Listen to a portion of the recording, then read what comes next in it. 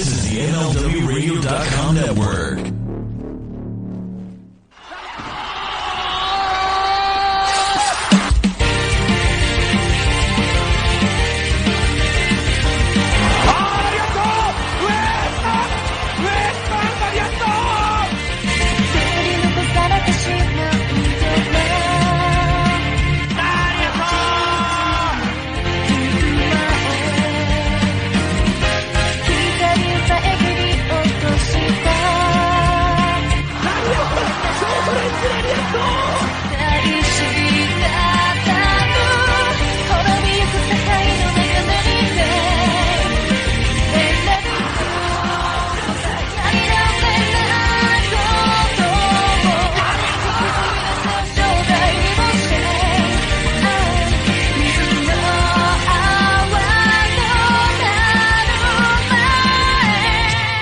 Hello and welcome to a new episode of the Eastern Lariat podcast, your show for news, notes, reviews, and opinions on the world of Japanese pro wrestling here on the MLW Radio Network, as well as on cagematch.net. We're back. I'm your host, STRIGG A. He is my co-host, Dylan, and we are going to talk about the G1 Climax again, Dylan. That's right. This is the era we're in right now, even though it's coming to an end soon. Yes, very soon. We're in the final road, but lots of stuff going on, and wrestling, in Japan, in life. I mean, we had the Women's World Cup. Shout out to both China and the Philippines for getting their first wins ever in the history of the World Cup, and then getting obliterated promptly in the next matchup, as you would expect, those sorts of teams. Well, Germany obliterated Morocco and then lost to Colombia in the last second of the game. That was weird too. Did they advance? Not yet. They still have one match left. Oh, okay. Oh, so let's go for Germany now. Like I said, the Asians had the most heart, but we didn't advance, unfortunately. Unfortunately, yes. The U.S. did advance with 2 draws, but a lot of people weren't happy about that. The women's team is always a controversial subject because the men's team is like a comical excuse for football, but the women's team is actually good in the U.S. Like they've won the title like the last 2 times, I think, the cup, to be honest. So they have high expectations upon them. They have the burden of high expectations. Like if the men had 2 draws and a win, they would be hailed as legends. But for the women, everybody wants to just blow everybody out. So that's the thing. I know Grandpa Ken is very invested in this World Cup going on there. He has high hopes. Yeah, the last 5 winners of the World Cup, actually, 2003 and 7, Germany, 2011, Japan, 2015 and 19, United States. So there's a nice sandwich around Japan. Yeah, this is our zone right now. Yeah, the Women's World Cup. This is like we got to represent right now. So we have to do it for the ladies in the World Cup right now, and hopefully both of our nations advance going on there, and hopefully we get some good advancements into the G1 that we're going to be talking about. Yes, you were saying that the G1 Climax is coming to an end very soon. At this point that we're recording, we have actually, how many shows do we have? 7 shows left in this tournament right now. But fear not, there is going to be another tournament. Dylan, you and Dr. Jonathan, you did a show on the N1 Victory. That tournament is about to start as well on the weekend in Yokohama Budokan on August 6th and running all the way through September 3. So that's going to be happening after at least at the end of the G1 and then after the G1 ends. And you did a full preview on that tournament. Pick'em, I think you did with Jonathan. So shots fired at Dean, who was also there. All three of us were on that show. I hadn't read carefully, actually, to be quite honest. But yes, we all 3 did one, and we picked every single match of the tournament. Dr. Jonathan, he'll be there at some of those shows. He's going to Japan next month. So I've always been feeling this. Like a lot of people. I've been in the Japan sphere around me lately. It's very interesting. I feel like God tried to tell me something. I've also listened to Yannick tell his side of the story of his Japanese trip. That was on the very good, actually. Yeah. I listened to him on Straight Wrestling as well. So. Oh yeah, that's right. Yeah, he had the German version. Oh yeah. Okay. Exactly, yes. Yes, but for now we are going to talk about 3 tournaments that are going on at the moment, Dylan. Quick update here on the 5-Star Grand Prix from your side. There have been 2 more shows with 5 matches in the tournament as I'm looking right now on the 29th and on the 30th of July. What can you say about these 2 shows? Yeah, they were super minor. Me and Sandre covered them on the Patreon in greater depth, but I'll just briefly talk about them. But again, they were minor shows anyway.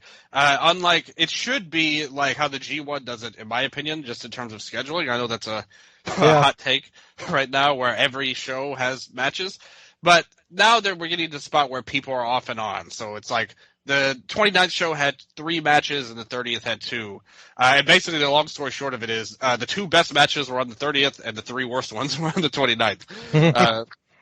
But none of them were super great. The 29th had, let's take a look here. Oh, both of these 2, it's worth mentioning that they were in very small buildings. Yeah. Here, the 29th was on Nagano. There was like 300 people there. Julian Hanan was a fine match. I thought the thing is, just watch the 23rd show, which is much better than both of them. It features everybody. That would be my first recommendation. But this was fine. Julia beat Hanan. It was very one side. They tried to do some back and forth. It didn't really work as well as the 23rd one with Hanan, where her match was very fast paced. This one was drug out a little bit more. Sari Ano and Mariah May had another match. Ano took some very violent bumps in this match. She's been one of the standout players so far. Fine match. Again, the crowd on 29th especially more than the 30th was just super dead as well. So keep that in mind if you're going to watch it. Mina Shikara Mirai was the main event, and it was a good match, not nearly as good as the one they had last year, though. They were faced in the tournament last year and had an exceptional match. This one was only good, and probably the best of the night, but not. Again, I liked Mirai's match on the second night versus Hanan even a little bit better, which I thought was really good, actually. Both great pairings with each other. They worked so well, great chemistry. Mirai always works well with people who have like legit backgrounds, and Hanan's a former judoka. So that was a good match. And the main event was Natsu Poi and Suzu Suzuki, which was another really good match, I thought. Nothing that's going to blow you away, but worth watching, I would say. Both of the 30th match are. And if you've got time, check out the Shirakawa Mirai match on 29th. And we did see Megan Bain for the first time, too. In the multi-man matches. I mean, great presence, great power. Yep.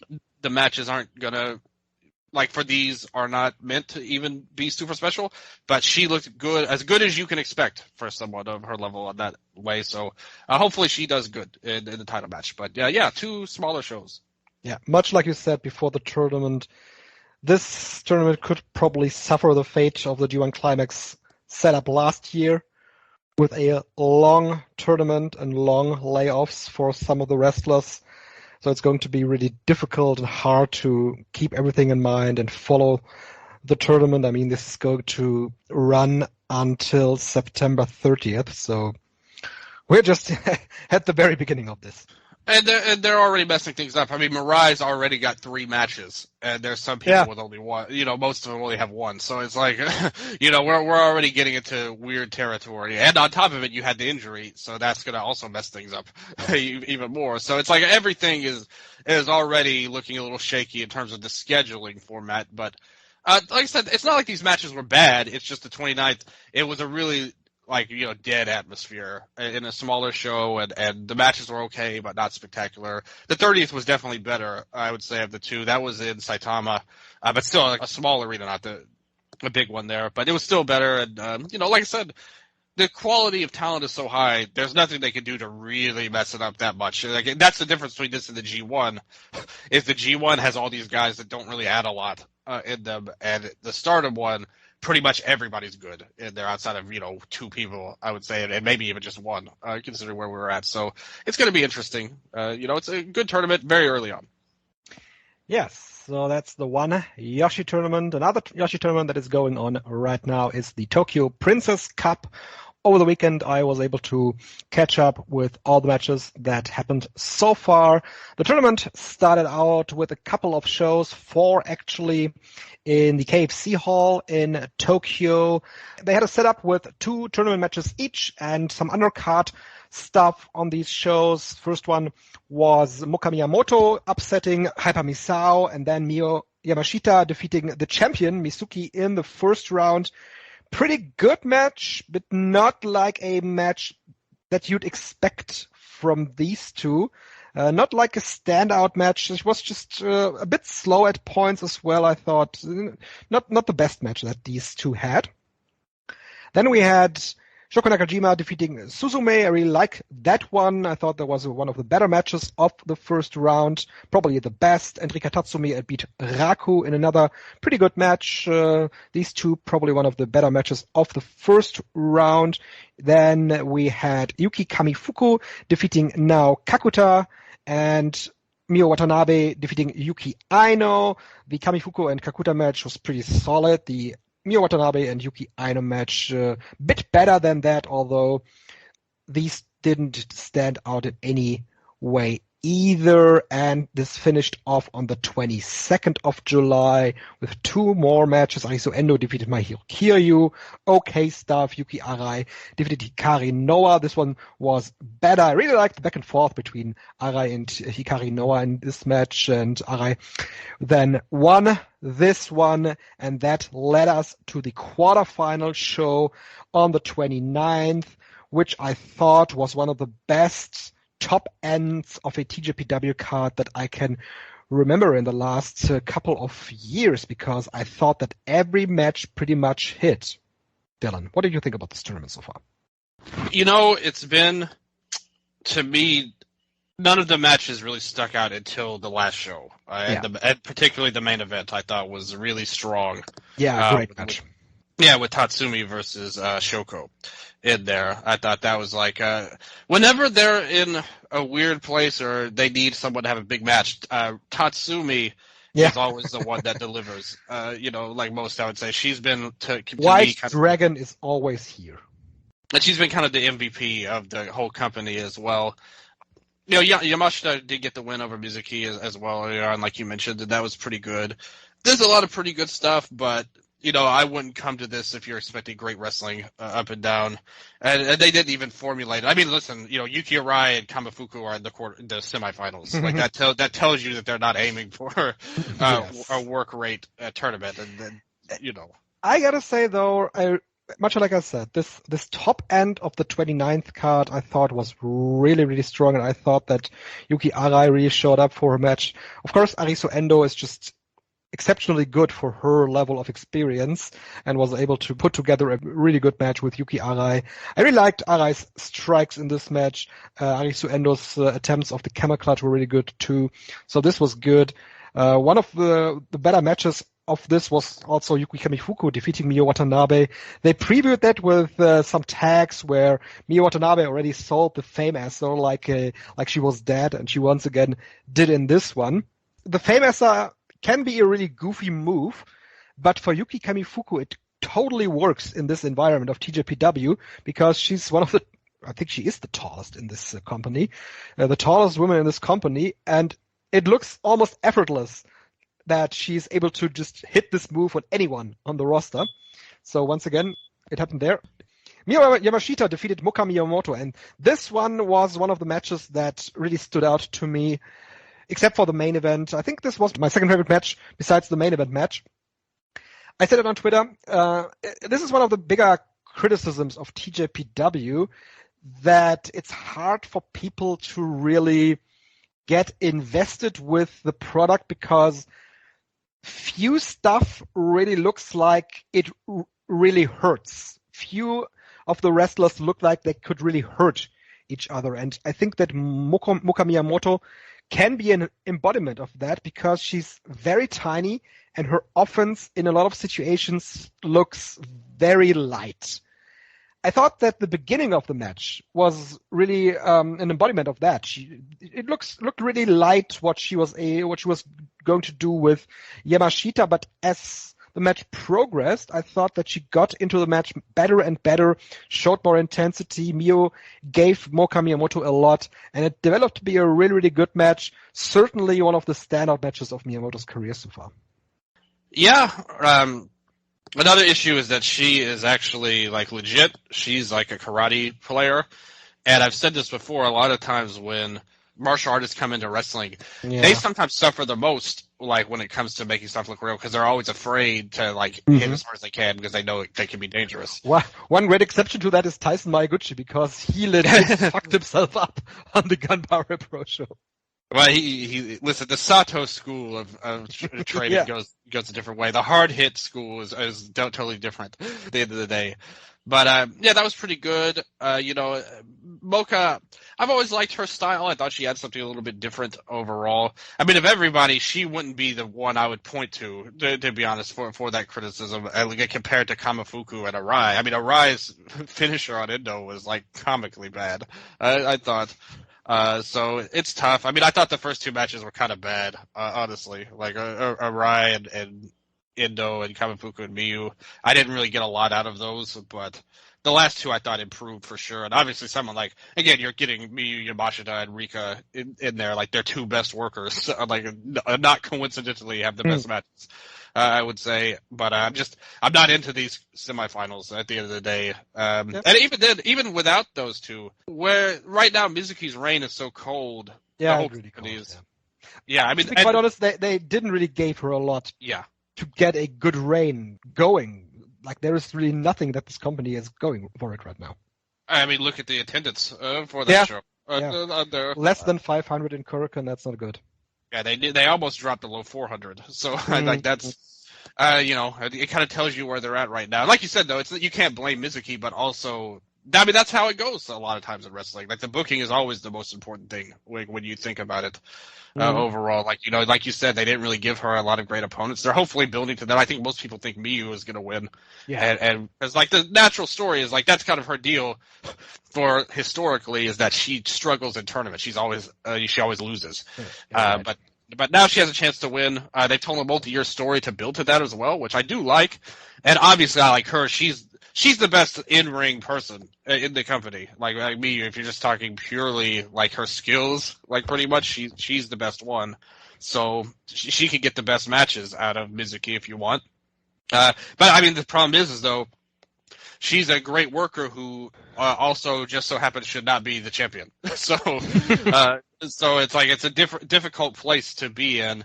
And Tatsumi's the other great worker, but she's already the secondary champion.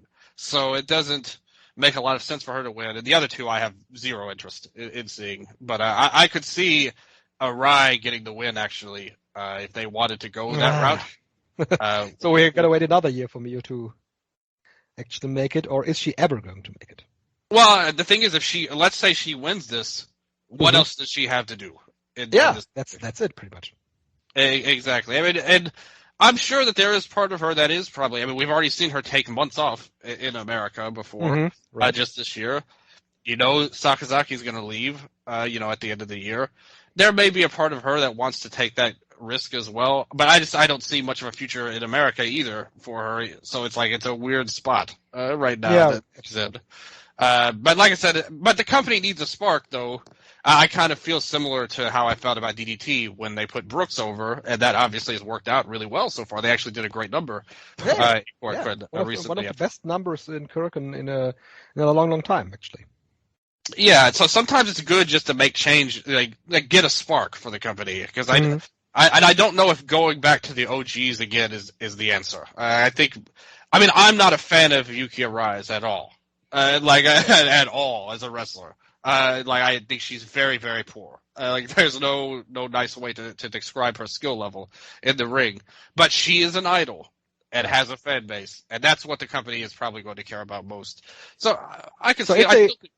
If they want to make her look good, I mean, she has one of the best in Miyu Yamashita in the semifinals. Then I'd expect Rika Tatsumi to beat Kamifuku. So I would expect her to have a chance to go into the finals, because if you have Yuki Arai in the final, you really want a strong wrestler to face her, to make her look good once again, and that would be Rika. And you take, to me, Endo is not that far away from those two. She hasn't had the opportunities, but in terms of just a skill level, she is near the top of the heap in the company in terms of wrestling. Yeah. So you've basically formulated the tournament perfectly to where, like you said, she basically gets to face all the best wrestlers to make her look better than she really is as she goes to the final. If they wanted to do that, but I think Miyu will win ultimately because this company always kind of does the same stuff over and over. Yes, they do. So I do think Miyu will actually win. That'll build to Wrestle Princess with Miyu versus Mizuki, which should be a good match. And like I said, I don't think Miyu should win the title if that happens. I think Mizuki will get a strong victory once again to not only have beaten Yuka Sakazaki, if she needs it, not only have beaten Yuka Sakazaki, but also Miyu Yamashita. They really need to put her over strong because, much like you said, Sakazaki's gone, Miyu Yamashita dipped her feet into US wrestling as well. You really need a strong champion in Mizuki. But the thing is like this reign is basically a carbon copy of what happened last year with Shoko as champion, where it's a really cold, like there's not a lot of great matches to ride in. I wouldn't be opposed if they wanted to try something radically different because I do think they need that. Just in general, I don't think what they're doing is very successful at the moment. Not even just about attendance or whatever. Just in terms of interest, I think they've really taken a step back. They're very low. Yeah. Yeah, like the last 2 years, like when Ito won the Princess Cup a couple of years ago, that felt like kind of like the peak of the company almost in terms of just people talking about it and wanting to check it out. And then last year, you still had a lot going on with Watanabe. A lot of people were very invested in that. Mm-hmm. This year, I don't. Yeah. Yeah, she's taken a step back too. Lost the secondary title, the International Princess title, to her tag partner, and ever since, she's only like a part of the undercards usually. Yeah, that's kind of her role. I mean, she was always a mid-card player, like at the end of the day. Like, but that's very unfortunate because, like you said, she really had a lot going for her last year. I thought that fan interest was really up with her winning the Princess Cup. Yeah, that's exactly what I'm saying. Like last year, you had a lot of people very interested in her. This year, I don't get that same buzz about any of these people that we have here in this tournament. Even though everybody likes Yamashita, everybody likes Tatsumi.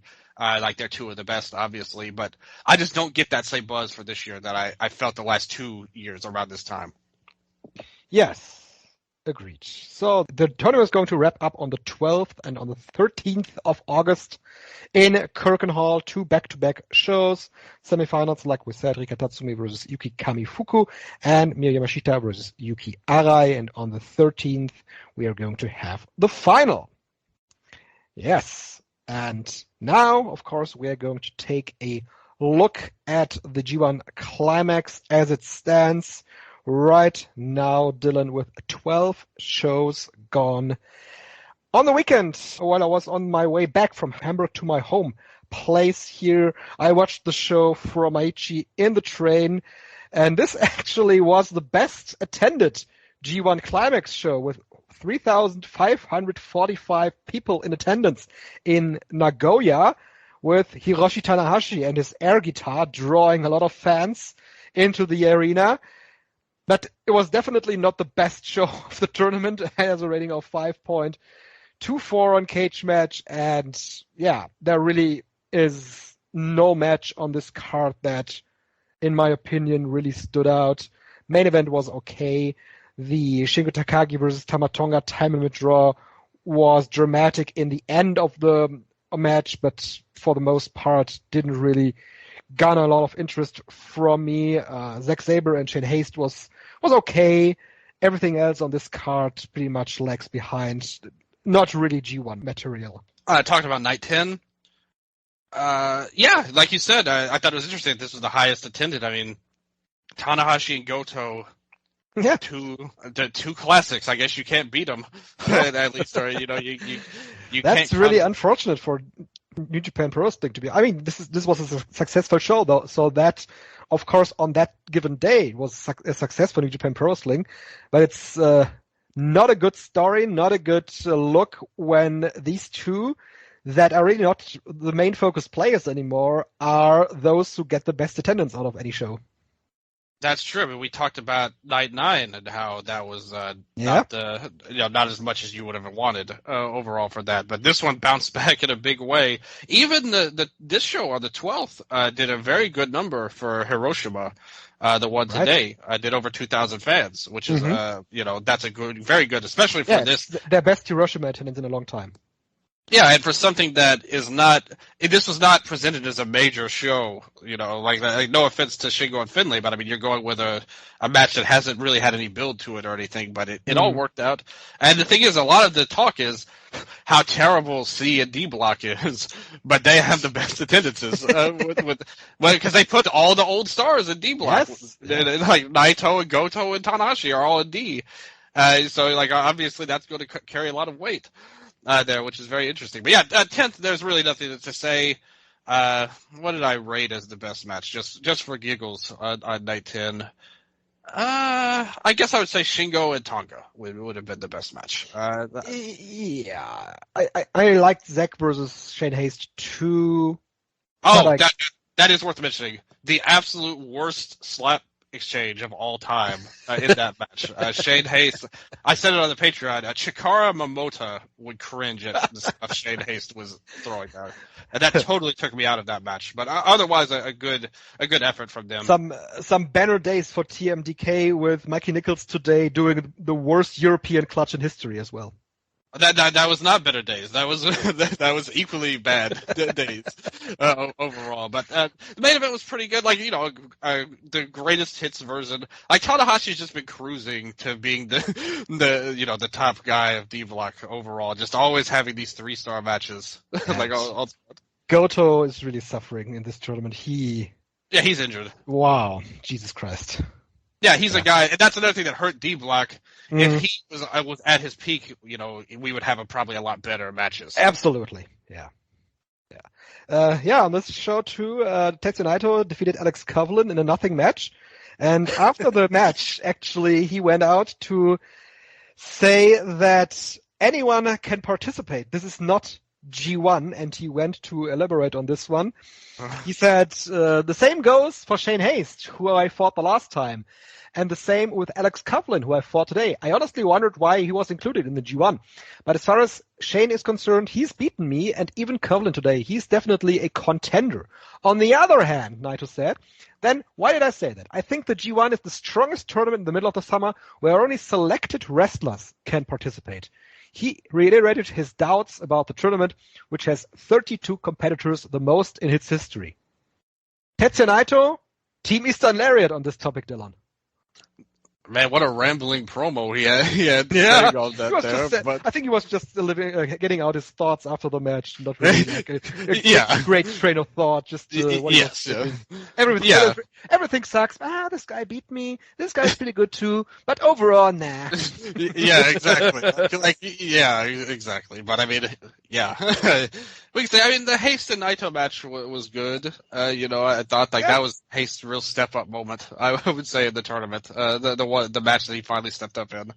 But yeah, the Coughlin. Yeah, that's definitely what happened. So that was the show for Amaichi. We went on to Takamatsu City on August 1st with an attendance of 1,559. Also, really not a good attendance, but this show didn't have a lot either, except for a few matches. I mean, let's look at this. First, Hikuleo defeated Kaito Kiyomiya, and that's one of the topics I wanted to get in before we get into anything. Hikuleo, he defeated Kaito Kiyomiya, and when Kaito laid down and suffered the loss, it dawned on me that, pretty much I rated Kaito Kiyomiya too high. I had my expectations up too high. That sometimes happens with me. On this show, I really like to see my guys win and want that to happen so bad, and ultimately I get disappointed. I was very disappointed with him losing this one. Didn't expect it to going in, but that's Kaito Kiyomiya's story pretty much in this tournament. He's not where most fans and observers would have wanted him to be. There's nothing wrong with that, but I'm surprised at you specifically right now for that, because out of everyone, you are the person that always talks bad about Noah and everything they do. You're not interested really in anything they do, but yet you still valued him, despite those same feelings. Yes, I valued him very much because of two reasons. This is not Pro Wrestling Noah, this is New Japan Pro Wrestling, and you could see how the fans get behind Kaito Kiyomiya every time he is in the ring. We said it when he was facing Shota Umino, he was able to get the fans behind Shota Umino without being a nasty heel. When he was facing Gabe Kidd, he was this valiant babyface. Fans were getting behind him so much. And then there was the possibility of Kaito Kiyomiya facing Katsuhiro Okada in the semifinals of the tournament, which I think a lot of people, including me, made believe that he was going to be one of the main focused players in his block. He still has the chance to advance, but I don't think that those are very high when we look at the Block A standings in a bit. So yeah, that's the reasons why I thought he would be much higher in this tournament. And he's a great wrestler. He's arguably been the best person in the tournament, just in terms of in-ring quality. He's been around that level, as he always is. I have my thoughts. Obviously, the match Nikolai was a nothing match, ultimately, nothing to write home about or anything like that. But, like I said, I pretty much laid out exactly how it played out on the last episode with this. Yes. So I was surprised to see how negative the reaction is, because here's the thing with this. If he had just beat Hikuleo, that would have been stupid, because there would be no drama in the last day of A Block. He had to lose to have any. Sonata, we already know, is advancing at the end of the day. There's no drama in the first spot. If he had won, he would have won the block. So why would he win realistically on this show? Yeah, that's right. That's completely right. But still, though, Kiyomiya losing to Hikuleo, I don't think is what a lot of people would have expected from this tournament. And I don't think that it's worth. I mean, like I said, I'll have my final say on this after night 13, when we have our next show. At the end of the day, I'll have my full thoughts, because, like we were saying, I mean, we'll talk about the standings. We'll wrap that all up, but it's not like he got eliminated from the tournament. No. I do think there was a little bit of an overreaction. When, this was the only logical outcome. It makes literally no sense for him to beat Hikuleo. I mean, I wish, like I said, ideally it would have been someone good that he had lost to instead of Hikuleo, but that's just how the schedule played out. That was the stupid thing, working the Hikuleo into the spot, which we're going to talk about B Block in a second. There's another case of that, which we'll talk about as well, that I think with better scheduling, but the same stuff happening, I think it would have, the reaction wouldn't be as negative as this was. I think so, yeah. I think so. But nothing much. Yeah, right. Yeah. Next one was pretty funny, because it definitely was Great Okan's best match in the tournament. Yeah. And it's so funny that he was motivated in that situation where he actually got a win. And while in most of his matches where he lost, he really looked bad. The one victory he had over El Fantasma was a pretty solid match, but this one really was his best outing so far. Tells you a lot about this guy and where he is, I think, with his mindset. I kind of mentioned at the start of the tournament, he was a guy looked at on paper. He's a guy we all think, a new player they can push. But if you actually look at, again, you have to look at the scheduling a lot of times with New Japan. He had no real main events in the whole tournament. He didn't have any main event options. Even people like Finley and Tamatanga had much more than him. At the end of the day, he was in the same spot basically as Yoshihashi, even in the standings as he is now. And I mean, Yoshihashi did a great job, I thought, this match actually. The crowd was kind of dead after the first match, they weren't very hyped about that, but he got the fans into it again, which, as you would expect from somebody of his caliber. And they had a good match. Okan wrestled well. Like you said, he hasn't been very good throughout the tournament. He's not a guy. When I just watch him wrestle and I look at him, I don't see a star player in him, to be perfectly honest with you, or that he really deserves more than he's getting. But it's just one of those things where you want new guys at the end of the day. But it feels like he's definitely been surpassed by the A Block guys. Absolutely, yes, the A Block guys. Renarita defeated Chase Owens.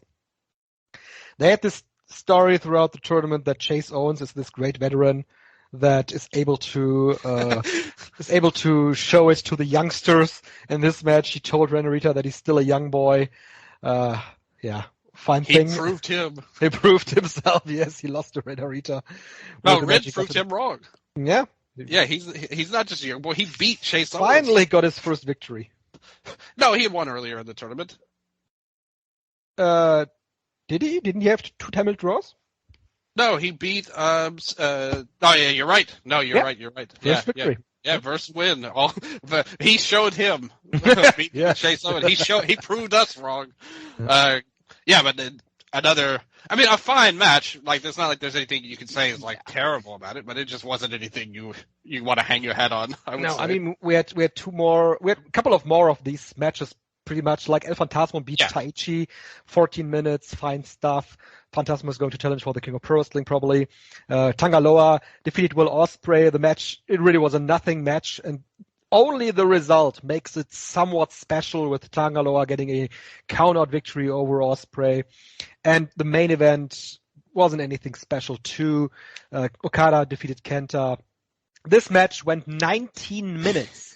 19 minutes! And nothing happened.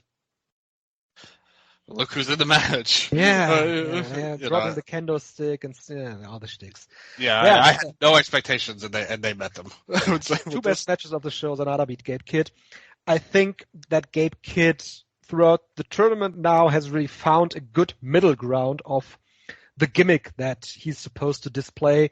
At first, he really went all in with all of the shenanigans that he could get into the match, and now he has found a nice middle ground of cheating while still being a good wrestler in his matches, and I thought he was a good heel against Zanada, so that was a pretty solid match.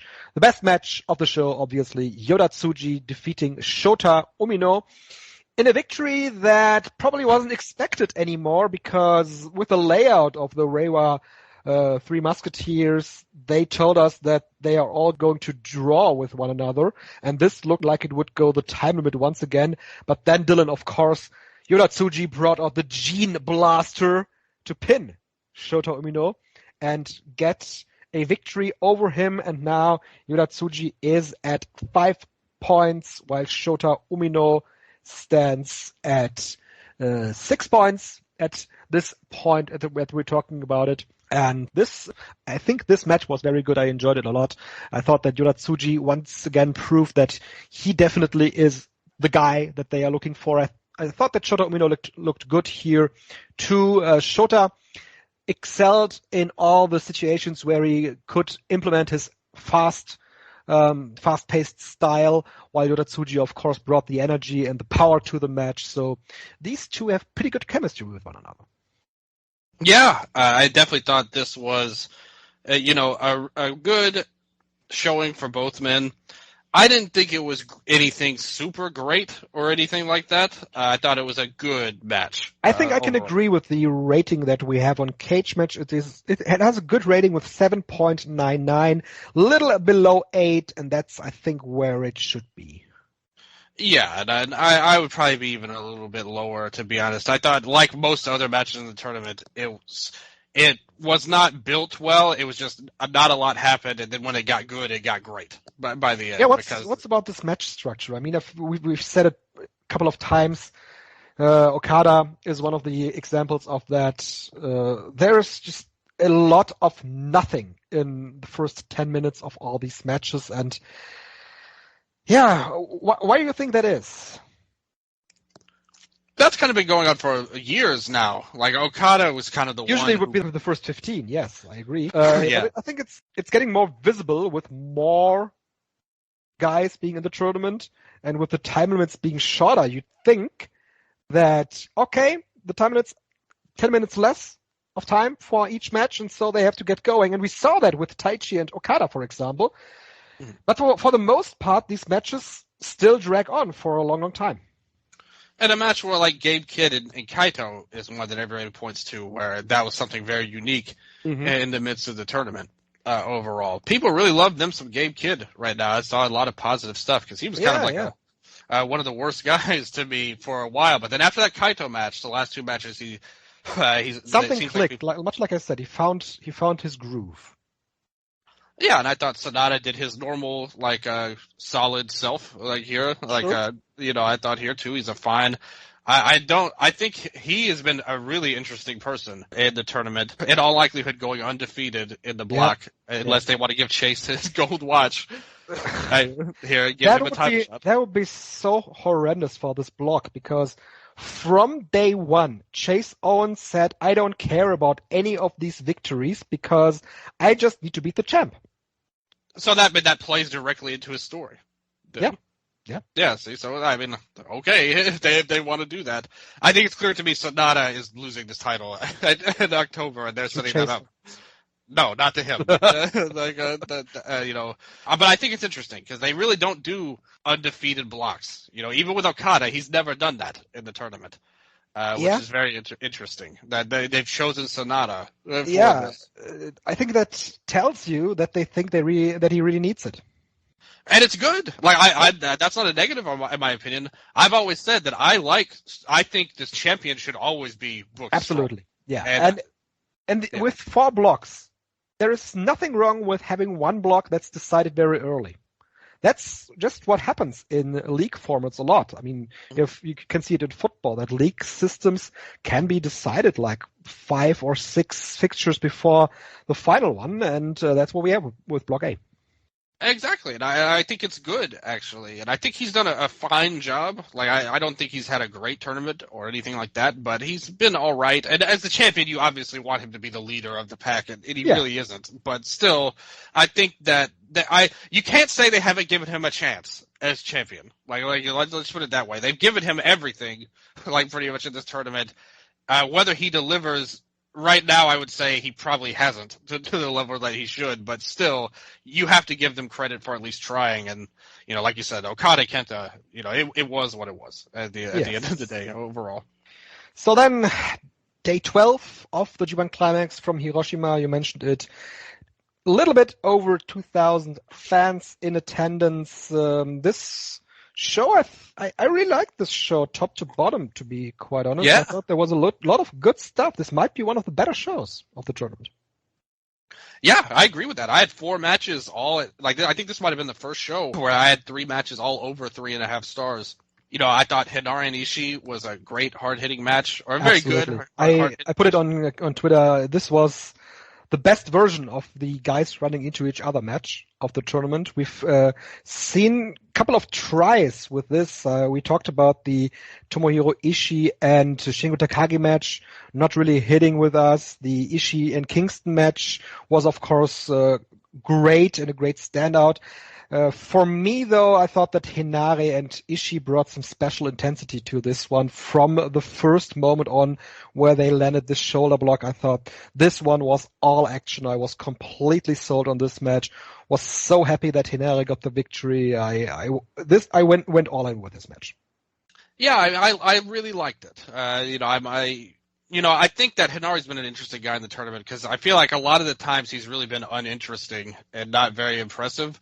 But then you look at when he pops, I like the first night versus Mikey, I thought was a really standout match. Yeah. And then this one was another good one. So it's like when he gets there, It's just he's a kind of an up and down type of dude. And Ishii's, again, always consistent. He's always trying to his best to carry this block to whatever he can get out of it. And he did a great job here, as he always does. I thought Goto and Cobb was a great match. Goto brought out a sunsetful powerbomb with his rib injury, so you got to give it to him. Yes, the Kaiten there. One of his big moves in the past, unlocking it now at this big moment. He needed it to stay alive in the tournament, so why not bring out the big guns with the Kaiten here? I just love that they're using. He's really tapping into a Tanahashi-esque sense of psychology right now with this rib injury. I think it really wasn't working for him for most of the tournament, but in this match it finally clicked, and hopefully he can repeat the same on the last night as well, because I thought this was his best match easily, Goto's in the tournament, as well as Cobb too. He had a very great performance. Shingo and Finlay was the main event. I thought they did a really nice job. Yep. each other. Good, hard-hitting type of match again. We saw a big move with the power bomb through the table on the outside. You had a lot of action, good intensity. I've really enjoyed both of these guys' tournament, actually. Finley hasn't been, like, the top wrestler, like in terms of star ratings or whatever. But I like his gimmick. I think his vibe works very well. Yeah, absolutely. I was just going to say, like, he has, from day one, when they had him as the Bullet Club leader, I think that boosted his confidence so much that from day one on, he carried himself like a true star, even though I don't think that he's there yet. I don't think that people are really registered that they are going with him strong. But the Bullet Club shirt I saw is still the most selling shirt in New Japan Pro Wrestling, so they must have done something wrong with Finlay, with adding new blood to the Bullet Club. And I think that even though he's not having the best matches, I think, much like you said, his presence is really there.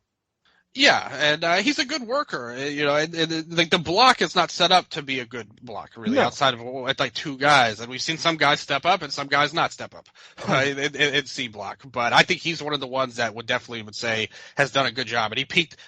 He got over the average rating of 3 stars with this good match in the tour. And Shingo's been one of the best. You could easily argue he's been the best worker of the whole tournament. He's actually the highest star rating average person heading into the last night. Is Shingo. Yeah, I thought this was his best match to this point. Shingo's best match? Yeah. Let's see. Yeah, I'd have to go through it, but I can buy it. Like I said, I think he's had all good matches. I don't think all good matches, definitely. Let's go through it. Like the Kingston match was fine. Henare also pretty solid, but too long. Then the Ishii match, we talked about that. He beat Nichols in under 10 minutes. That was a great match. Like that was his best match. Yeah. Okay, yes, I can buy that too. Yeah. Yeah. That was my favorite match of his. Yeah, I agree with you about the other ones though. Like I would say, like pretty much what you said, we're kind of on the same page. But again, like Shingo and Ishii not hitting, I think we have to admit it's a big part of that is they're victims of their own standards. Like that was still like a 3 3/4 star match to me. It's just I agree with your thoughts on it because obviously you want that to be the match of the year.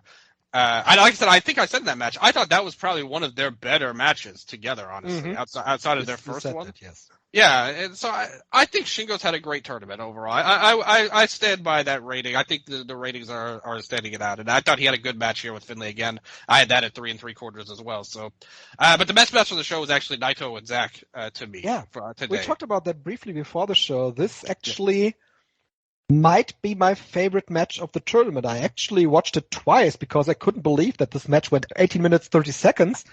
It completely flew by. I thought that this was by far Naito's best performance in this tournament so far. Naito finally has shown up, much like he always does, very late in the tournament. He showed up, and he and Zack Sabre brought some great intensity. Zack Sabre worked over Tetsuya Naito's arm a lot in this match. Naito was able to bounce back with a lot of his offense, really creative stuff in a lot of moments in this match, particularly, of course, the finish where he transitioned from a tornado DDT into a small package. I thought that looked so flawless. Most of the match actually looked so flawless while still being very intense. And these two clearly bringing out their rivalry they faced a lot of times in years past. Remember, like 2 years ago, Zack was the one responsible for Naito dropping out of the tournament. So they brought up that in this match. And much like I said, great rivalry. Just overall, probably one of the best matches of the tournament. Yeah, I would say definitely up there. If you said it was the best, I wouldn't argue with you on there. I said it before. There's a few matches that are kind of in a particular stratosphere, like that 4 1/4 match. I don't think there's been any match of the year level match, and I wouldn't put this as that either, to be honest. No. But it was among the best. There's a handful, 5 or 6 maybe, that are at that 4 1/4 level to me that are like really standout great matches that you should check out. And this was one of them. Another one, I thought the Ishii and Kingston match was up there. Yeah. Ospreay and Okada, you would look at, or I would look at least. Okada Taichi. Okada Taichi, Yeah.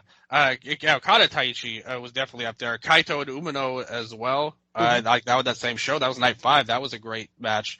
Ospreay and Yoshihashi as well would be the other one. So that's good 5 or 6 matches that I would say are all up there. And this is right there. And it may very well be my favorite at the end of the tournament. But I still, hopefully when we get to the serious business by the end with the quarterfinals and all that, I hope we can get a big match. I think that's what this tournament's missing. Because a lot of times people will gravitate towards that. I bet there are some people now that will say that Naito had a great tournament because of this one great match. But we know better. We watched all these matches at the end of the day. But that's how I will go on and say that Mikey Nichols had a far better tournament than Tetsuya Naito. Yes, I mean that's not even debatable. Not up for debate, no. yeah, like. But it sounds silly, but yeah, it's the truth. And Naito's been struggling for a while now, for me at least. But he's always good for that. Like always good for that big match. And they're setting him up. Him and Tanahashi have excellent chemistry historically. They had one of the best matches last year and the year before that in G1. So can they do it again and pull out something with all the stops to it? We'll have to see. Overall, that could kind of save his tournament. But that was a great match. Naito and Zach, kudos to them. I thought they did a great job overall. And everything you said was true. So both good for them. And Zach also jumping over the 3-star mark to tie for the lead last night. How about that? Yes. So that are the 3 shows that we have. We go into the final stretch of this tournament in Osaka, back-to-back on Saturday and Sunday with Block A and Block B. Then Yokohama on August 8 with Block C and Hamamatsu on August 9. And we get all the qualifiers for the quarterfinals that are about to take place in Funabashi on August 10. So, Dylan, the standings as they are right now. Let's first look at Block A. They've assembled this in a very interesting way with a lot of time draws and a double count out. So, Sanada, we said it, he is running away in this block with 12 points, 6-0 right now. And then there is a situation below that with Hikuleo, Shota Umino, and Kaito Kiyomiya all at 6 points. Gabe Kidd, Yodatsuji at 5, and Chase Owens and Ren Narita at 4. So, the final day of that block is Sanada and Chase Owens, Ren Narita and Kaito Kiyomiya, Shota Umino and Hikuleo and Yodatsuji and Gabe Kidd. And you pretty much on the last show already laid it out, so please once again reiterate, Dylan, what is going to happen in this block? Yeah, they set it up perfectly for what they wanted, I think. Basically, they set it up to where now Hikuleo and Umino are wrestling. I mean, we have to remember that Umino and Kaito had a draw earlier. So they set it up to where Narita is fighting for his Three Musketeers mate to advance. It's not a mate, actually, but yes. Third mate or first mate or whatever. You know, like they're all pirates, right? They're pirates, but they don't like each other. There's been no sign that they have personal heat, though. Narita and Umino, at least. So I will call them, and especially if this ends up playing out like that, to where Narita saves his tournament, then I think they will be friends. I actually think that would be a kind of a good spot for them. Yeah. If they actually united actually for real, I think that would be a good faction to have. I mean, you can't do that with Tsuji right now because he's already in LIJ, but have Umino and Narita as a tag team, I think that would be a good spot for them, in my opinion. But regardless, this to me, they could go one of two ways here. There's been so much negativity about Kaito, but actually, they can still get to where everybody wants them to go, which is why I'm hesitant to write this off completely because, like I said, to me, there's no good explanation for why he would have beaten Hikuleo. Like, just with the way the standings play out, because that would have ended the night. Like, the whole show would be meaningless if that happened on night 13. They weren't going to do that. Now you have this to where you actually have stakes. They made it. They could easily get where they want. So here's how they would need Kaito to get there. You need Kaito to beat Narita, which I definitely think is possible. You know, like Narita has been far from a featured player, which kind of puts you on upset alert a little bit that he needs something to hang his hat on, which he hasn't really had. He needs to beat Narita, and Shota and Hikuleo need to have a draw if that happens. Yeah. Now, the thing is, if they do that, that goes back to a point I made on multiple shows ago, where I mentioned how everybody's talking about, oh, they need to have less people, blah blah blah, but you're arguing a point that doesn't exist in their heads, because that shows if they put Hikuleo in a draw, that shows that this tournament is not about the fans or having the best matches. Like, at the end of the day, like, you do not put Hikuleo in a 20-minute time limit draw. No. If that is your goal at the end of the day. But it would have to work out that way for Kaito to advance. Because otherwise they'd have Hikuleo's to... longest match was 12 minutes so far. Exactly. And he's not been good in any of his matches. so some would say. The Tsuji match was all right. I would say that was probably It was his his best. longest, actually. Yeah, so that was his best one against Tsuji. But, they can actually, if they wanted to, they could get to a scenario where they do the draw and then Narita beats Kaito anyway, and Tsuji wins, which would put everybody at 7. Exactly. If they wanted to do that.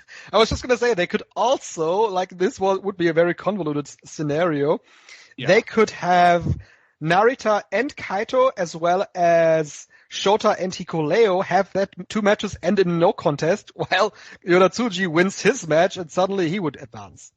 That's another one of those, kind of like we talked about earlier in the tournament, where they selectively use what they wanted to do. Yes. You could call it a draw, or you could call it a no contest. Will they get points, or will they not? That definitely will not happen. But you can also just have the tie and have Tsuji still be able to advance, because if Umino and Tsuji and Hikuleo all, like, go in, you have a draw, but Hikuleo beat Tsuji, but Tsuji beat Umino. So it's a 3-way draw they'd have to figure out some weird scenario for, which we don't know how they would determine something like that, a 3-way tie. I wouldn't rule it out, because it's been talked about quite often now that there would be a decision match on the Funabashi show then for advancement in Block A. That would be the one to face the winner of Block D then. That would be high stakes. And they could do that with Umino and Kaito. If they both won. Nothing wrong about that. Yeah, but what if it was a 3-way tie, though, between Tsuji, Hikuleo, and Umino? I think they would do a 3-way. Okay. Yeah, we don't know. I'm not disagreeing with you. I don't know, what they're going to do. But yeah, like, the thing is, we don't have the evidence that shows what they would do in a scenario like that. And it's very unlikely it would go to that. Like, the easiest scenario is one of Umino beats, or Hikuleo beats the other. Like, because they will advance if that happens. And if Umino wins, Narita just beats Kaito, and that saves Umino to advance. Like, that's the easiest scenario, is that Umino beats Hikuleo and Narita beats Kaito. But the only thing, because if all things were equal, I would still be pretty confident about Kaito actually advancing, to be honest. That's the thing. I said I've had my stakes too high for Kaito, but I don't think that he really is the one to go out before the quarterfinals.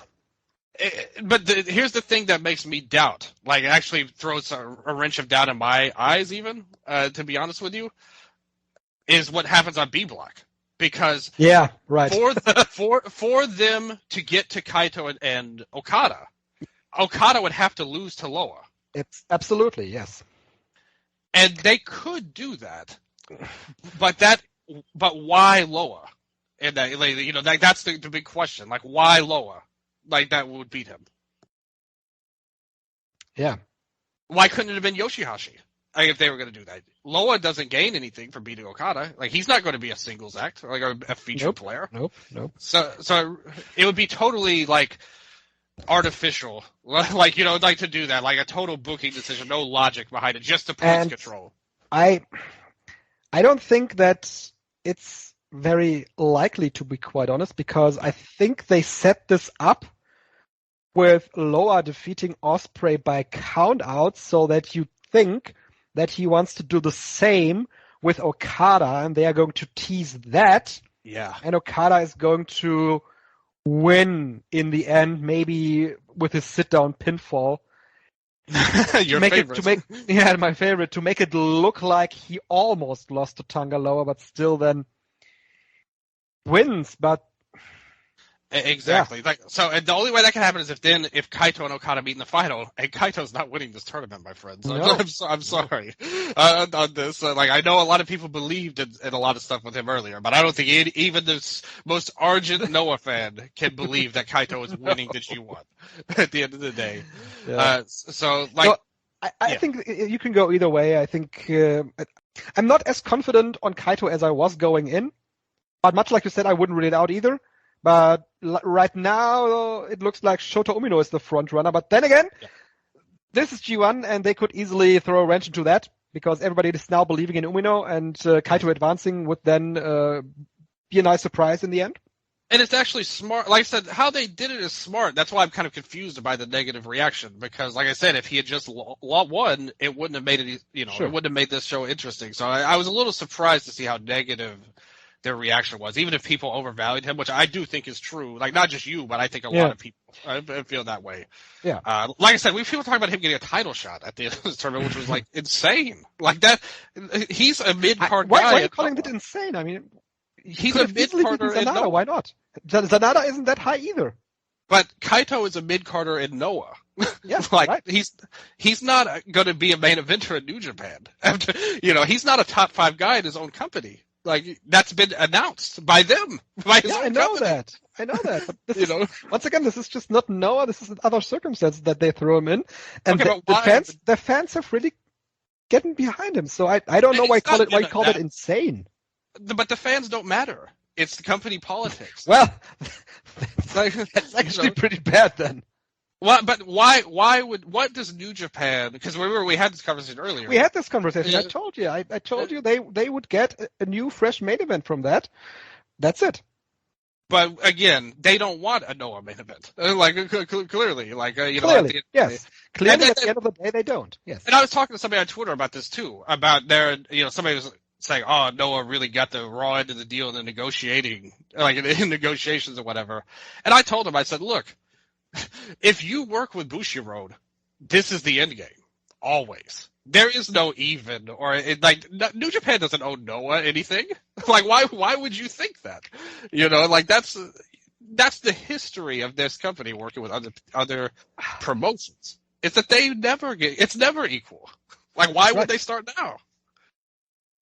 For somebody who's a geek, who has no fan support, in the grand scheme of things. That's not true, actually. He has a lot of fan support. He's over to the crowds in the promotion because he's a great wrestler, but he's not a star. Yeah, but that's not the fans' fault. The fans. No, it's not the fans' fault. The fans take to him whenever they get behind him. The fans take to him. Well, why was it told that he has no fans in Noah? Yeah, that's the insane part. That's not true. And I'm not the one who said that. Yeah, I know. I'm not the one, but it is true. You look at his drawing power; they've gone up since he's left in Noah. Did they? Yeah, their two biggest shows in Corfin. But still, though, remember when he won the N1 last year? There was a great show and a great draw. Man, what a great match that was too. The thing is, what happened after that? I mean, it's really not his fault that how have gone down. So I don't know if you can point to that actually. Everybody knows that. That it's not his fault. Any logical person can say it's not his fault. But it's still true at the end of the day. You don't get, and why did we get there? We could go through, the thing is, if we go down his history, there's going to be a dozen things we talk about. Oh, remember when he had the beer poured in his head after that amazing main event and that great draw we talked about by Fujita? Remember when he had the... What it comes down to is that this is one of the most frustrating stories of the last 5 years in Japanese pro wrestling because making this guy is so easy.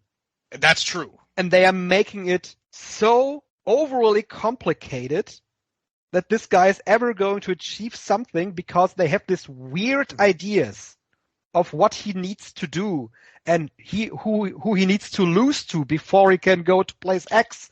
And they fumble it so much. It's so crazy. And that's all factual.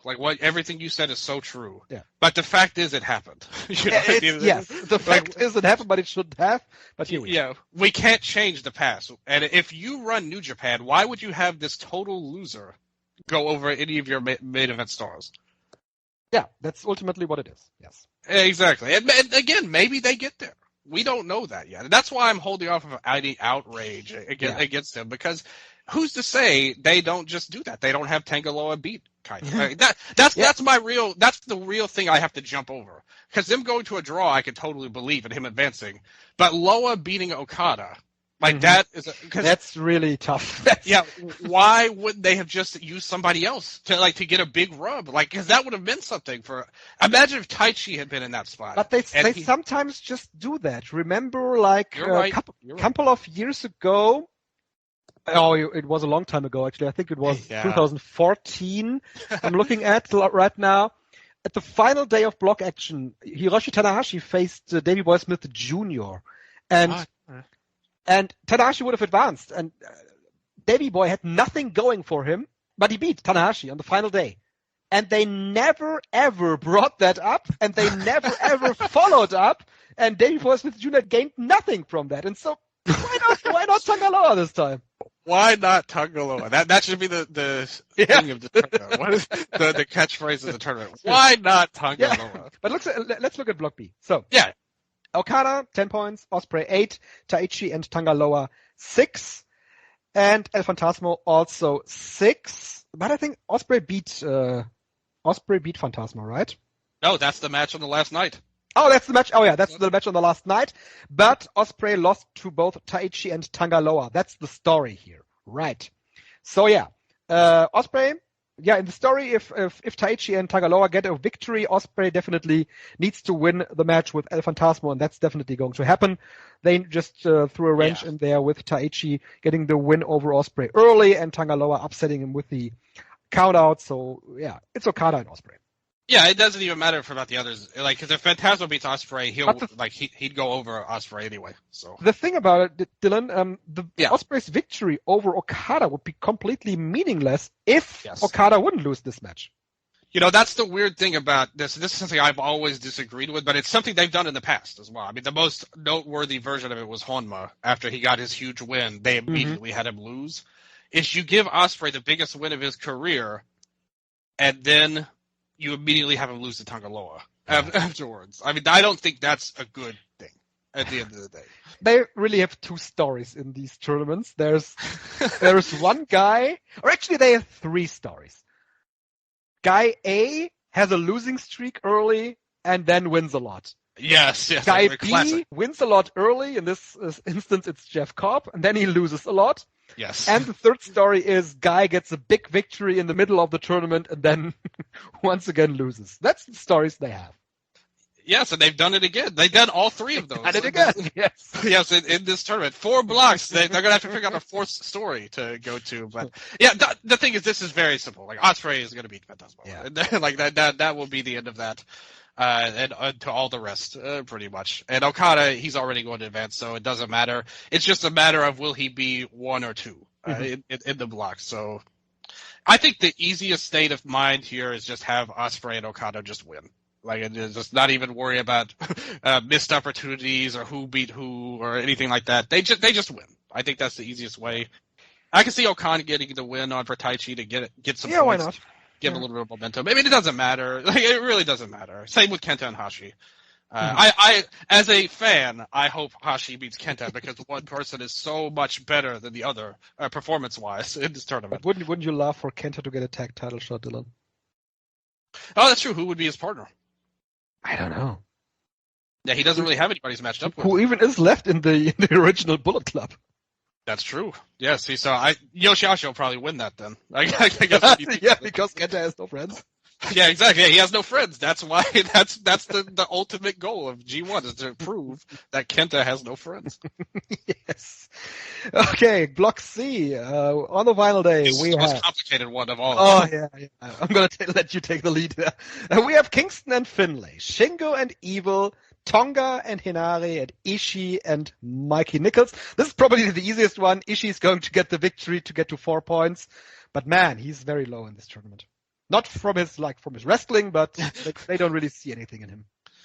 Yeah, that's okay. I mean, there was rumors before that he was on the cutting block. Really, I think they could tell a story around that he's really not able to get the victories, so he could be out. Which would be a terrible, tragic decision, yes. Yeah. So we do not want that. at the end of the day. But yeah, I mean that match doesn't matter anyway. Ishii and Nichols. I mean, you know, like I like their tournaments. Both of them have really impressed, but they're both eliminated at this point. Hinare is going to eliminate Tama Tonga from competition. Yes, probably. exactly. Yeah. And then it's down to the two matches I mentioned, Kingston and Finlay and Takagi and Evil. Yeah, Finley's beating Kingston to advance. Yeah. Like I'm almost certain of that. They're not going to leave Finley on the chopping block after all of this. And then it'll come down to Shingo versus Evil, which is kind of thing I think where everybody kind of saw it anyway. Or at least in my predictions, this is basically how I had it playing out. Was Finley would advance and then Shingo and Evil on the last night. Mm-hmm. Shingo has been the guy that lost a lot early and then rose up later. That's true. And he has 7 while Evil has 8. So Evil will try everything to get a double count out or a double DQ out of Shingo Takagi. And that's the thing, what I told you about the House of Torture early in this tournament. You fear that Evil might pull that off, but ultimately it's going to be Shingo that goes over. Yeah, I think that's exactly right. Like they've set it up to where this match will have meaning for the standings, and you could go either way, like if they really wanted. But I think the best call and the one that I think will happen is that Shingo will just win here, and then, like you said, they'll kind of play around with it, similar to what you talked about with Loa and Okada, to where they're kind of teasing something and then having the babyface triumphantly overcome to get to the quarterfinals. Yeah. Yeah, like, so it wasn't so complicated overall. And the thing is, they just have the most people alive, because like half the block is still, like, you know, Kingston, Tonga, Evil, Shingo, they're all alive. You got 5 guys still here, just 5 guys in C block. But it really plays out to where it's very simple, like, you know, overall. All right, then we got one block left, block D, where it's Jeff Cobb is on top of the block because he beat both Tetsuya Naito and Zack Sabre Jr. They all have 8 points. Then we have Tanahashi and Goto at 6, Shane Haste, Alex Kovlin, and Toru Yano at 4. Tanahashi faces Naito. Goto faces Zack Sabre Jr. Jeff Cobb faces Shane Haste and Toru Yano and Alex Kovlin. Toru Yano and Kovlin doesn't matter. Cobb and Shane Haste can matter. I think Shane Haste is getting the victory here. Then we have Goto and Zack. I think Goto has had a winning streak lately, but I think Zack Sabre is going to get the victory here. And then Goto had a really winning streak. He just lost to Coughlin and Tanahashi back to back. Didn't he? Let's see. Goto beat Shane. Oh yeah, not a winning streak, but actually he got some victories, to be quite honest. Yes. Yeah. Not a victory streak. Yeah, because like his story has been an injury angle throughout the tournament. So I was like, what are you talking about? Winning streak. Yeah. So Zack beating Goto would propel him to 10 points, and then Naito would need to beat Tanahashi to win the block. What do you think is the most likely scenario here? I think Goto beats Zack. I think that will set up a TV title shot in the future. And because the thing is, he beats Goto, then Zack needs to get a tag title shot. Yes. So I don't think there's no reason for him to get a tag title shot. So I think Goto will win. Mm-hmm. And then Cobb will be Haste. Sounds likely. Cobb doesn't even need to beat Haste to advance in that scenario, actually. Well, yeah, I guess you could have Haste to win. That would be an interesting story, because that's kind of a similar angle to Narita and Umino. Mm-hmm. And you could have Haste actually win that, but then Goto still wrecks it all. What happens if Goto, Haste, and Tanahashi all win? Because Goto, then Haste, you would have Tanahashi. But the thing is, you would have a 5-way tie. Goto, Zack, Cobb, Tanahashi, and Naito. So there'd be no Haste is at 4, actually. Haste doesn't matter. I'm saying Goto, Zack, Cobb, and Tanahashi, and Naito. That would be interesting. Yeah, 5-way tie. What would they do then? Because we talked about the triple threat earlier. Yeah, do a 5-way. Let's go. 5-way? Good old 0-1 Fire Festival lineup there. Sure, but obviously, I think Naito is for sure beating Tanahashi. Like, there's no reason for Tanahashi. Yeah, exactly. And the other one, it just depends on how you want these blocks to play out, pretty much. Do you want Naito in the A spot, or do you, or like the D1 spot or the D2 spot, pretty much, because he beat Zack but lost to Cobb. So that's really the main point of Actually, that. with Sanada winning block A, you would want Naito in the second spot of block D. And that would mean Cobb would win. Yeah. So yeah, I think that's exactly what's going to happen. And I got to tell you, I'm kind of getting a vibe about Okada in this tournament. I had said at the start that Okada and Naito was the end game for Wrestle Kingdom, and now we kind of all figured it might be Naito winning the tournament. You could do it where Naito wins the title and Okada wins the tournament. With how this plays out. We talked about it very early in the tournament that could be a possibility. And it's looking like that could be something that you would want to go in there. I could totally see that happening, to be honest, right now. Yep. And I mean, that would make the most sense to me. Let's see, Naito would be D1. So you could set some interesting things up, though. Like with this tournament, if you look at the format, you could have a situation where Okada is B1. This really wrecks up a lot of my predictions. With I agreed with mine as well. Yeah. So we're kind of in a weird spot with what we thought would happen, but that always happens. Like nobody's a genius when it comes to the G1 predictions, where you get everything right. I got most of the people advancing right. It's just, I was wrong. Like Sanada is block A1 is not facing D2. He's facing C2. Yeah, that's weird setup. Yeah. But he would face Naito on the semifinals. Yeah, if you wanted exactly. You could actually set it up too, where this is what I predicted actually. That Sanada and C2 would be Sanada versus Shingo. Mm-hmm. And you could have Sanada beat him, this is exactly how I played it out in my format actually. Sanada would have beaten Hiromu, Tsuji, and then Shingo right in a row, and then face the big boss. Naito he'd have faced all of LIJ. That basically completes his story as champion there. Like he got through all of LIJ, but he just couldn't overcome Naito in the end, which would make perfect sense. But with B1, if Okada's B1, then that means Okada and Naito in the quarterfinals. Mm-hmm. So Okada and Naito in the quarterfinals. With Okada B1. It would make sense that Okada and Cobb would face once again. That's not possible. It would have to be Zack. Because Cobb beat Naito. Yeah, that's right. Well, I guess you could do it. Like you said, he doesn't have to advance. I guess Naito could win and be D1 then, and Cobb would be D2 because he beat Zack. Right. That would work out. But Goto also beat Cobb, so that would be a three-way tie. They would have to work that out as well. Did you say block C was the most complicated? I guess D has its own complications here. So yeah, I don't know what they're going to do with D block. To me, like I said, Cobb and Naito. Now this gives you. But Naito is a lock. Then it's just the question what they want to do. And like I said, with Okada B1, the match with a story behind it is Okada and Cobb. Yeah, so that's not possible though, because he has the win over Naito. You just said it that Cobb could be D2. Oh yeah, that's right. Yeah, but how would they get there from the three-way tie between Goto and Cobb? That's the question. Yeah, so that's not possible. Again, as I said. So it's like I said, they've really. I hope that they had this planned out really well, because like they're I think Zack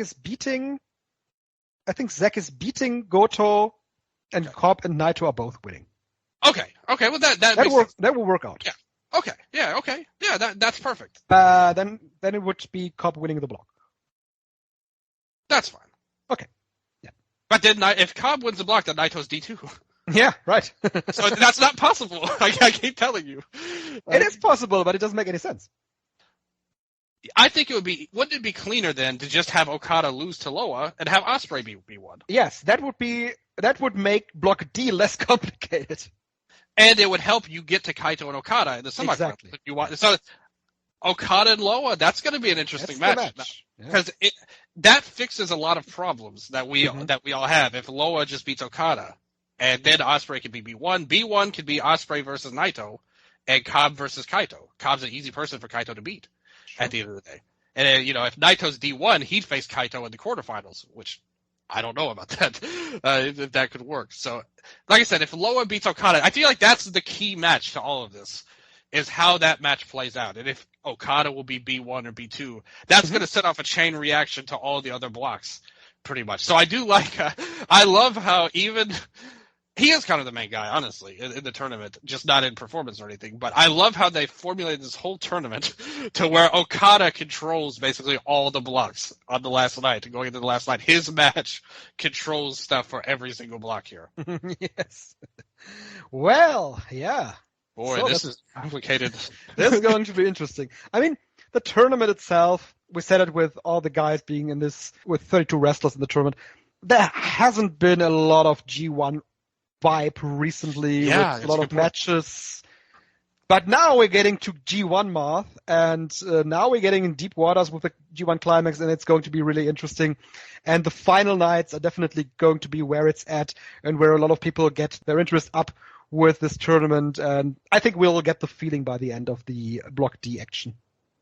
I do too. I'm actually hopeful, like, when all of this plays out, that it's all going to come together. Because I feel like they've set things up to where it's possible things smoothly fit together. It just takes twists that we kind of have to wrap our minds around a little bit, pretty much, for a lot of this. But they've set it up to where it's possible to get to where everybody thinks it should, or it could be the best.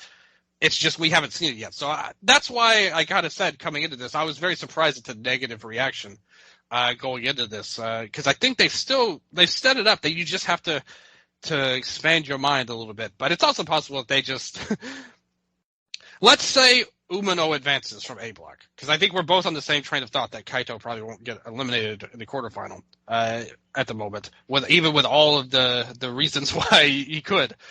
What would Umino's path be then as A2? A2 would face D1, where would be Jeff Cobb in our thinking. Yes, or if Cobb loses, you could have Zach win, and it would be Naito. Sure. Which Naito and Umino would be a perfect matchup. Oh, right, yes. Oh, there would be a rematch, actually, too. Yeah, exactly. So that's another thing to look forward to. I think even that match in A block, if Umino advances, that kind of gives you a clue that Cobb might not make it, or that Naito may be D1 instead of D2 overall. I still think that the B block is very weird.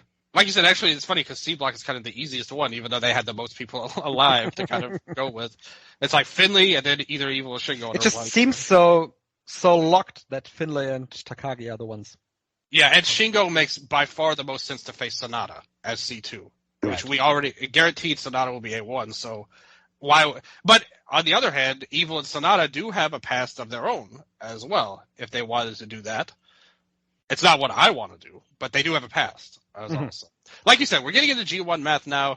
This is when things get good, though. Like, even though it sounds goofy as we fumble our way through this,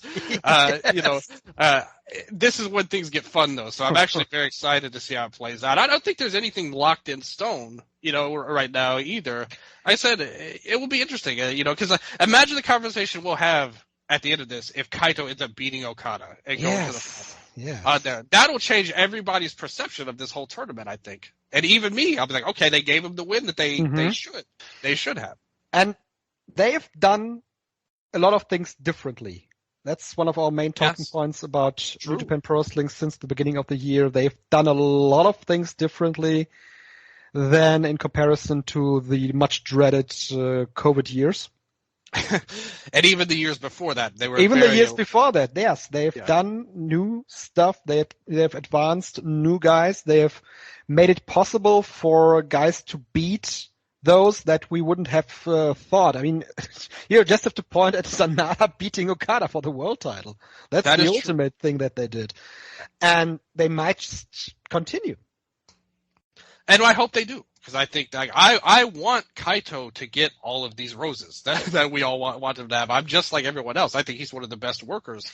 It's just he has to struggle a lot. And that's the thing. It's like I just look at the facts that I look at the stuff. And yes, it shouldn't have happened, but it did happen. I can't change the past. I don't have a time machine, Striga, to where I can change it. But I hope that happens. My personal hope is that happens. But with all of that said, all of that we've talked about, we're going on, we're ending the show soon. Who, if you had to say right now, who do you think is winning this tournament with all of these scenarios that are possible? I still think it would be Naito. Yeah, that was both of our predictions before the tournament. That's the easiest answer, I think, overall, the cleanest cut one. But I'm kind of getting that Okada feeling. The Okada feeling still, yeah, definitely. Yeah, like thing, the way it's playing out. What we said at the beginning, Naito doesn't want the briefcase, Naito doesn't like the briefcase, and he would be the easiest guy to just say, screw it. I don't challenge the Wrestle Kingdom, I challenge earlier. That's the thing we want most, is to get rid of the briefcase, I would say. Yeah. Overall, if they do that, then I will definitely be very pleased. But we'll see. Like I said, look at all these scenarios that are still possible going into the last night. We went through them all at the end of the day. But before the show, you said you didn't want to go through them all, but we did. It seems so complicated, but in the end, it seems fine. Yeah, exactly. Like I said, there's a path there to where this all works out. That's the crazy part. Despite all of, people tearing up their predictions already before it happened. Yes, Dylan. Yeah. So we made it through. This is it. This is it. I mean, we're getting to the big time now. Yeah. Only one show left of block play, and for each block, so that's really 4 shows. But still, overall, we'll see. My main interest now. I want to see if they have the guts to do a tie, like in some of these, and how they're going to do. I think they'll have one, a 3-way or 4-way tie that they could go on to the next night with. I would like to see that actually. I'm a big fan of doing stuff just so it can happen. Like if it only happens once, it's something you can say. Oh well, if they do that, they do a 5-way tie on this show, and D Block has a 5-way match or whatever. Or however they would get around that. That's something we can look at for the next 10 years. Like 10 years from now, you brought up something from 8 or 9 years ago. 8 or 9 years from now, you could say, oh, well, they could do a big tie because they did it in 2023. So I'm a big fan of doing stuff like that. That's ultimately what you need to do to make these tournaments interesting. Exactly. And so that's actually my main rooting interest, is to see if somebody getting tied, even if it's like Shota and Kaito, which I definitely think is very possible, that would kind of extend. I think it would be smart on a business level, too, to do that, because it would extend people's interest in Kaito and Umino, as we can see that they have a lot of hopes and dreams paired with these guys. So you could extend it out to the next show, I think, would be great. Absolutely. Yes. Yeah, so this has been it for our talking points on this show, Dylan. You will, once again, put stuff up on the Patreon. What can we expect from you on patreon.com/Eastern Lariat? Oh, yeah, so much going on the Patreon right now. Not just the G1, but we mentioned it earlier, the Stardom 5-Star Grand Prix. It's going hot and heavy right now. There's going to be some more shows coming up in a couple days we'll get to as well. N1 victory coverage is coming up as well. I'll do something for Princess Cup when that happens as well later in the month. Toyota Tuesdays, you get Manami Toyota reviews every Tuesday on there, which I put one up yesterday as well. So you get a lot of classic Joshi content on there as well. Like I said, all kinds of stuff coming on. All Japan, whenever they announce the Royal Road, I'll do something for that as well. We're getting very close, and there's no announcements for that particular tournament. But Dylan, Suwama and Aoyagi, are you sensing what I'm sensing? That Suwama is talking his way into being the champion again? I can only hope that doesn't happen. It would be so horrendous. Yeah, yes, but I can see that because he's done that, but right now would even make less sense than in the instance where he beat Kento Miyahara, because Aoyagi really needs to beat him. And that's on a smaller show. That's in the Chiba show, right? You're right. Yeah. See, so I can't really see Suwama winning that. But it just depends on what their future plans are. There may be dominoes we can't see with the title right now. I mean, I don't know what those would be, to be honest. But I guess that's kind of giving Suwama the benefit of the doubt for some reason, even though I really agree with you that I don't want that to happen. But I do think that my gut says Aoyagi will win, but you can never completely count out Suwama. I just think right now, I think it would make a lot more sense, because they still haven't even – if you're going to do this title reign, you can't end it without doing him versus Kento. Like, in my opinion, like, that would be really illogical from every sense of the that's the main point of all of this, is to see if he can beat Kento or not, and whether he does or doesn't. I think they have to get there at least. Yeah. But I do think, like I said, my gut says Kento is probably the easy favorite for the tournament, at least right now. But we'll see. Again, that's going to be all on the Patreon. We'll talk about all that on there, and it should be a lot of fun overall. All right. So this has been it for the Eastern Lariat for now. If you made it through our G1 math, thank you all for listening. Yes, thank you all for listening, and goodbye. Sayonara.